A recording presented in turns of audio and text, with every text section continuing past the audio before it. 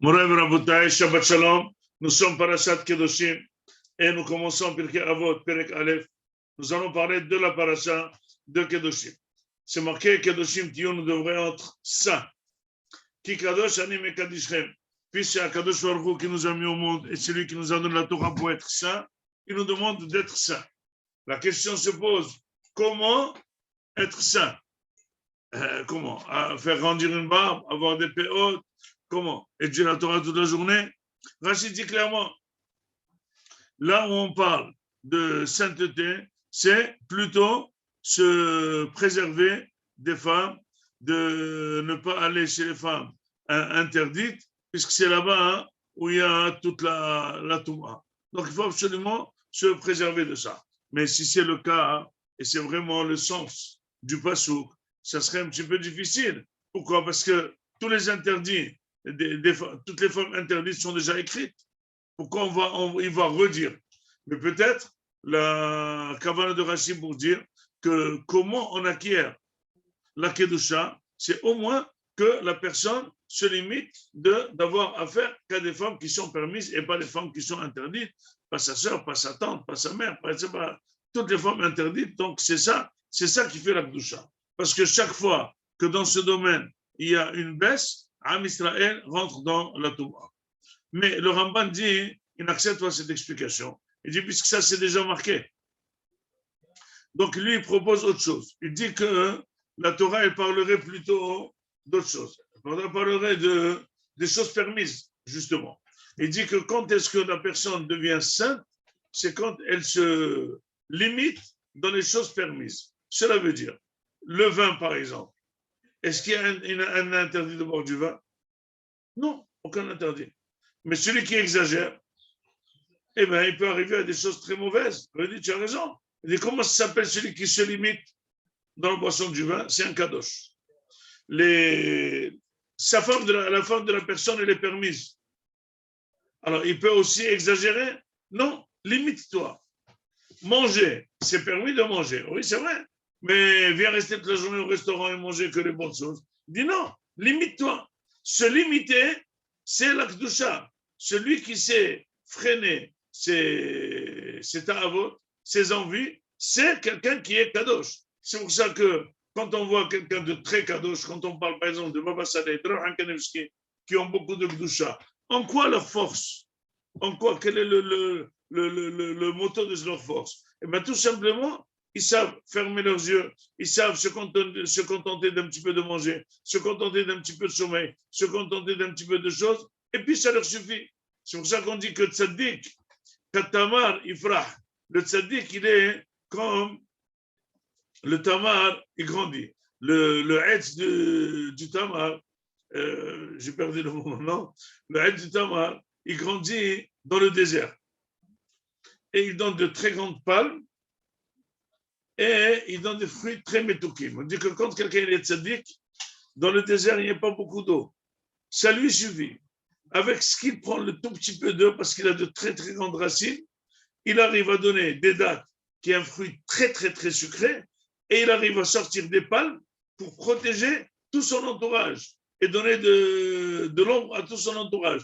Donc finalement, il faut savoir, celui qui sait se limiter le maximum, il devient kadosh. Et c'est pour ça que cette doucha, par exemple, elle aurait valu à Baba Saleh, elle aurait valu à Rabbi Yaakov Hatzera, elle aurait valu à tous les tzadikim, des grandeurs extraordinaires. Ils voyaient des choses, ils avaient un contact directement avec le ciel, parce que c'est ça la kedusha. Comment on acquiert la kedusha? Eh bien, c'est une éducation. Aujourd'hui, toute l'éducation, elle est anti-kedusha. Parce que toute l'éducation est, prends mon fils, ajoute, fais ce que tu veux. On n'arrive pas à limiter nos enfants. Et finalement, c'est ça l'anti-kedusha. Tu parles au téléphone, limite-toi. Tu écris à quelqu'un un SMS, limite-toi. Tu dors, tout doit être bemita, tout doit être bemishkal. Parce que quand tu fais les choses mesurées, ça montre que ta cervelle, elle contrôle.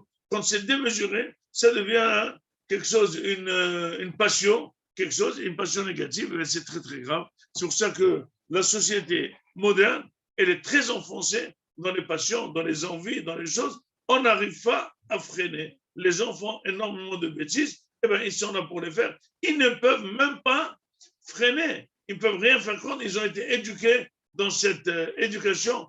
Rien que oui, et pas de non. Et finalement, l'éducation d'avant, elle était beaucoup plus forte, elle était plus limitatrice, elle était plus dure. Mais d'un autre côté, l'enfant, quand il grandit, il savait se limiter, il était automatiquement limité, il était fier de lui. C'est pour ça que la Gemara dit, Shlomo Amelech a dit que celui qui ne gronde pas son fils, il le haït. Disent les Mepharshim pourquoi il le haït, parce que si tu aimes ton fils, tu le grondes pour qu'il soit bien. Mais il y a une autre explication qui dit que celui qui aime son fils, il le gronde, sinon c'est son fils qui le haït. C'est son fils qui va dire, mon père, pourquoi moi je n'ai pas de limite? Pourquoi je mange sans arrêt? Pourquoi je parle sans arrêt? Pourquoi j'ai envie de choses sans arrêt? Pourquoi? Parce que tu ne m'as pas éduqué. Pourquoi tu ne m'as pas éduqué quand j'étais petit? Je peux changer. Maintenant, je suis foutu pour toute ma vie. Pourquoi? Parce que tu ne m'as pas éduqué. L'éducation est très forte. Et c'est pour ça que c'est marqué la suite du passage. Ish immo ve'aviv tiraou. Chacun doit craindre son père et sa mère. Or, moi j'ai posé une question, tout simplement. Et surveiller le Shabbat. Or, moi j'ai posé une question. Pourquoi quand on vient parler maintenant, qu'on parle maintenant de respecter le père et la mère? Et deuxièmement, pourquoi on parle maintenant de crainte du père et de la mère et pas du kavod du père et de la mère? Ish immo ve'aviv tiraou. L'aïra, craindre son père et sa mère. Mais parle-moi du kavod de son père et de sa mère. Dis tout simplement, il y a des parents qui peut-être éduquent leurs enfants au kavod. Dis, écoute, il faut être bien éduqué, il faut bien parler. Mais il n'y a pas de crainte. Quelle différence entre crainte et kavod? Par exemple, une des choses de crainte, quand le père il rentre à la maison, il doit se lever devant lui. Quand il s'assoit, il ne doit pas s'asseoir dans la chaise de son père. Quand il parle avec son père, il lui dit, écoute, moi je pense que c'est comme ça. Il dit, papa, tu as raison. Il n'a pas le droit de lui dire, tu as raison. On ne dit pas à quelqu'un de plus grand degré, tu as raison. Excuse-moi. Un patient qui vient à un médecin, il dit, je pense que vous avez une bronchite. Il dit, ah, vous avez raison. De quoi vous êtes médecin? Il dit, non, je pense que vous avez raison. Il dit, mais c'est normal que j'ai raison. On ne dit pas à quelqu'un, je vous avais raison. Il dit, mais pourquoi? Parce que la crainte, l'éducation à la crainte est fondamentale. Pourquoi? Parce que l'éducation à la crainte, elle aide l'enfant, quand il est jeune, à s'éduquer dans la rétention, à s'éduquer dans la limite. Et là, quand il grandit, là, finalement, il se trouve tout à fait très, très bien éduqué, très, très gentil, très, très facile. Il arrive à se limiter de tout. Il file dans la vie comme tu ne peux pas t'imaginer. Il file très, très bien. Mais quand l'enfant il n'est pas éduqué à la crainte, donc il ne sera pas éduqué dans toute sa vie, et c'est sûr que la Torah, il fera les choses, toutes les bêtises. Shabbat.